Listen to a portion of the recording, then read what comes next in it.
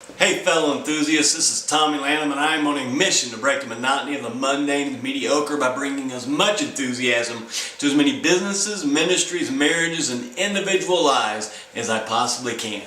Welcome to Duct Tape Devotions. Here we go. I want to share with you today a verse out of the letter that Paul wrote to the church in Thessalonica. It's in 1 Thessalonians chapter 4, verse 1. And Paul writes these words, "Finally, brothers, we instructed you how to live in order to please God, as in fact you are living. Now we ask you and urge you in the Lord Jesus to do this more and more." I think the great thing about that verse is that Paul, first of all, acknowledges how well the people in the Thessalonican church were doing. He said, we've instructed you on how to live in order to please God, and you are doing that. Congratulations. Way to go. We are proud of you. And then he says, now we ask you, no, we urge you to do this more and more.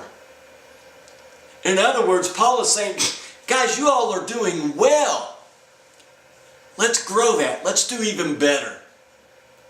Craig Valentine asked the question, are you too good to be great?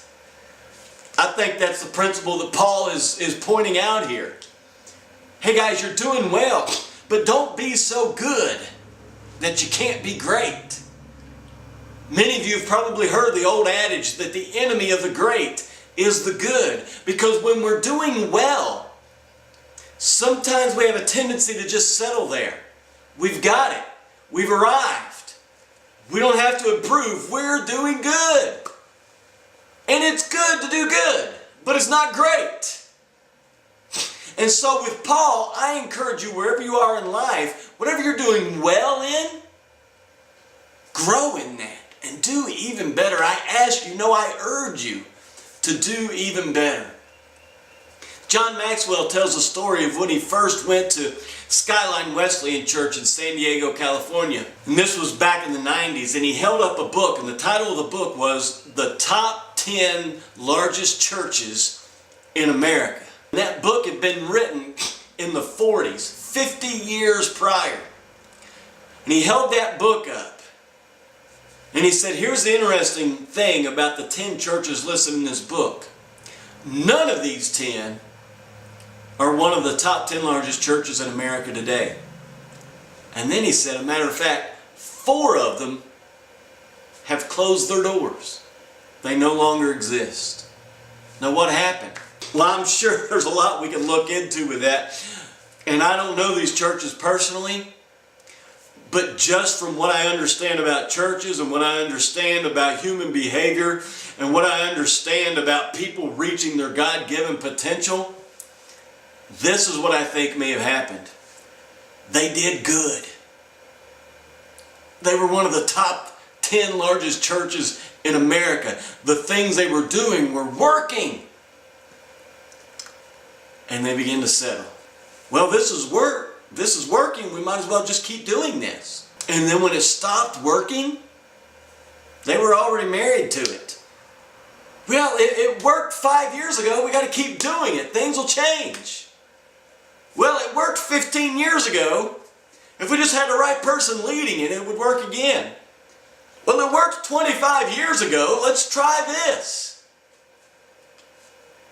Instead of being creative and moving forward, they kept looking back. They became successful. They became too good to be great. My encouragement to you, do not settle for good. Celebrate your victories. Nothing wrong with that. When you do something well, or there's something that you are successful in doing, man, celebrate that. Celebrate those victories. But then look at it and go, okay, how can we continue to grow it? How can we move from good to great? Or how can we move from great to greater? Or how can we move from greater to greatest? Let's keep moving forward. Never settle on the good. Just like Paul was urging the church in Thessalonica, I urge you, hey guys, you're doing well. You're doing well. Now see that you do it more and more. Go from good to great to greater. And that will feed your enthusiasm.